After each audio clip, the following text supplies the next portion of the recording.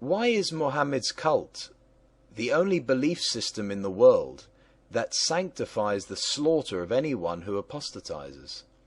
Let me start with the definition of apostasy. The Dictionary of Quranic Terms and Concepts defines apostasy, Arabic irtidad, leaving, departing away from, or deserting one's religion. Further, traditional Islamic law prescribes the penalty of death for a Muhammadan who commits apostasy. Although it can be argued that the punishment is not explicitly stated in the Quran. However, there are a number of Quranic verses that pertain to apostasy, and various Muhammadan scholars found in them the justification to execute apostates. Nonetheless, it is most certainly based upon hadith. Please be aware that hadith is the theological bedrock for the death sentence. There are numerous hadiths that unambiguously state that apostates should be killed. I shall examine a few. Al-Nisa 4.89. Take not friends from their ranks until they flee in the way of Allah. But if they turn renegades, seize them and slay them wherever you find them. This is the most authoritative verse in the Quran regarding those who leave Muhammad and Islam. They must be slain. Bukhari, volume 9.17, narrated by Abdullah. Allah's Messenger said, "The blood of a Muslim who confesses that none has the right to be worshipped but Allah, and that I am His Messenger, cannot be shed except in three cases. In qisas, equality in punishment for murder, a married person who commits illegal sexual intercourse, and the one who reverts from Islam, apostate, and leaves the Muslims."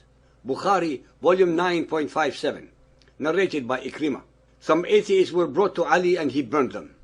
The news of this event reached Ibn Abbas, who said, "If I had been in his place, I would not have burned them, as Allah's Messenger forbade it, saying, 'Do not punish anybody with Allah's punishment, fire.' I would have killed them according to the statement of Allah's Messenger, 'Whoever changed his Islamic religion, then kill him.'" Bukhari, volume 9.58, narrated by Abu Bruda. Abu Musa said, "Behold, there was a fettered man beside Abu Musa." Mu'ad asked, "Who is this man?" Abu Musa said, "He was a Jew and became a Muslim, and then he reverted back to Judaism." Then Abu Musa requested Mu'ad to sit down. Mu'ad said, "I will not sit down till he has been killed. This is the judgment of Allah and His Messenger," and repeated it thrice. Then Abu Musa ordered that the man be killed, and he was killed. Abu Musa added, "Then we discussed the night prayers." Muwatta of Imam Malik, chapter 1410. Zayd bin Aslam reported that the Apostle declared that the man who leaves the fold of Islam should be slain.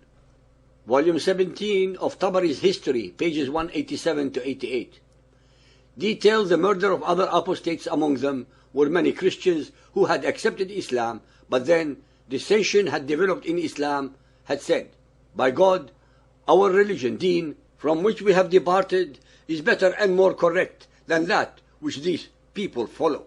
Their religion does not stop them from shedding blood, terrifying the roads, and seizing properties, and they return to their former religion." Ali's representative Al-Khirrit met them and said to them, "Woe unto you!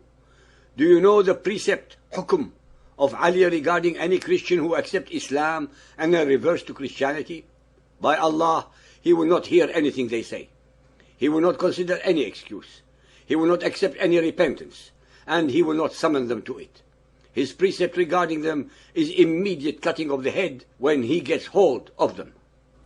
I was in the army that Ali bin Abi Talib sent against the Christians of Banu Najiyah. We came to them and found them split into three groups. Our commander said to one of these groups, "What are you?" And they replied, "We are a Christian people who do not consider any religion to be better than ours, and we hold fast to it." Our commander said to them, "Be off with you." He said to the other band, "What are you?" And they said, "We were Christians, but we accepted Islam, and we hold fast to our Islam."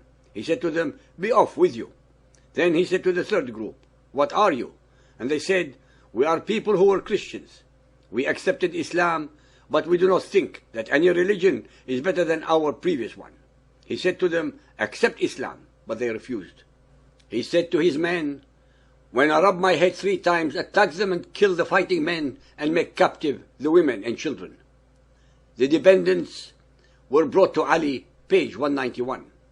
There was an old man among them, a Christian called Al-Rumahis bin Mansur, who said, "By God, the only error I have made since attaining reason was abandoning my religion, the religion of truth, for you're the religion of wickedness. No, by God, I shall not leave my religion, and I shall not accept yours so long as I live." Ma'qil brought him forward and cut off his head.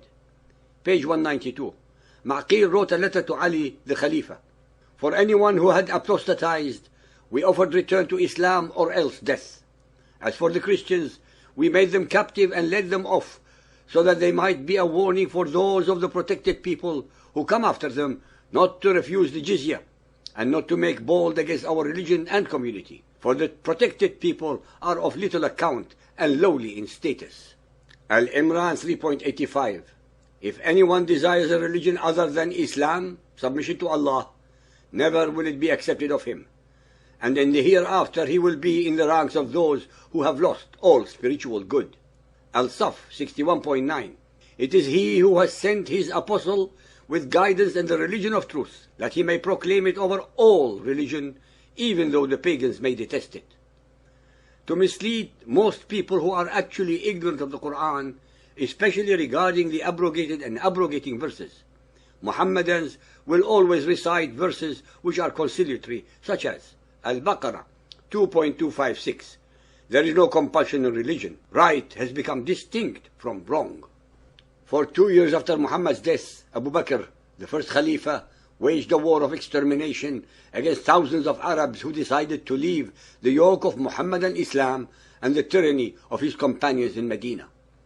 I would like to address the followers of Muhammad who are listening to this chapter.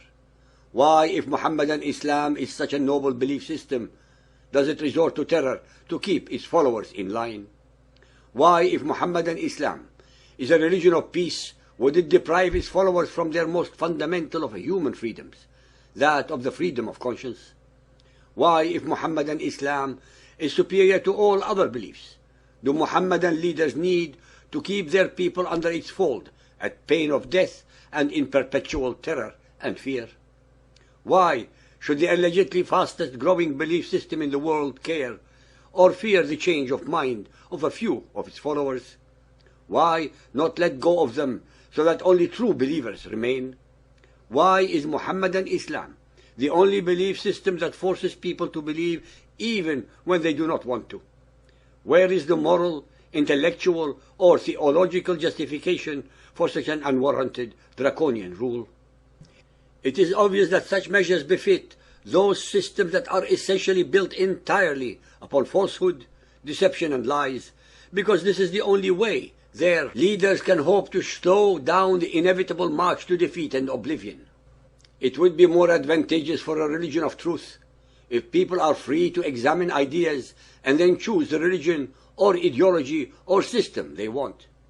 Although a person cannot be compelled to enter Muhammadan Islam, but a person who becomes a Muhammadan is subject to Sharia law, and this law requires death for leaving the cult of Muhammad.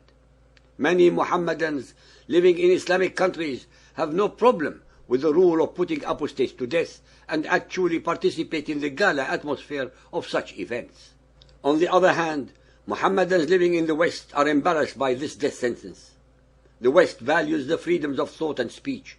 Muhammadan Islam does not, and these virtues have never blossomed under its rule. Consequently, when asked about the Islamic law for apostates, many Western Muhammadans do their best to cover up Islam's edict. Motivated by conviction or shame, they make up various defenses and say whatever they can to put our mind at ease and make Islam more acceptable to a naive, gullible, and ignorant Western audience. It is not difficult to make the Quran dance and say what one wants it to say if one's audience is ignorant of the facts.